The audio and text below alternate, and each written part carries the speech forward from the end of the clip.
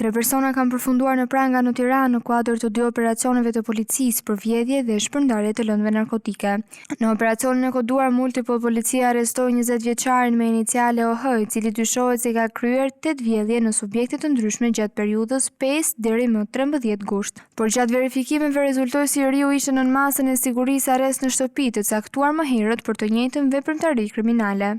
Ndërkohë në operacionin antidrog Momenti, 2 të rinj 19 dhe 26 vjeç u arrestuan në flagrancë në rrugën Egnatia, teksa dyshohet se po kryenin një shkëmbim droge. Sipas policisë, 19 vjeçari me iniciale DSH i dorëzoi 26 vjeçari me iniciale DF një çantë me 211 gram kokainë, ndërsa gjatë kontrollit të banesës së tij u gjendën edhe 41 gram të tjera. Në total u sekuestruan 252 gram kokainë, një automjet tip BMW dhe 3 telefona celular. Materialet për të 3 të arrestuarit janë referuar prokurorisë për veprime të mëtejshme, ndërsa hetimet vijojnë për dokumentimin e rasteve të tjera të mundshme.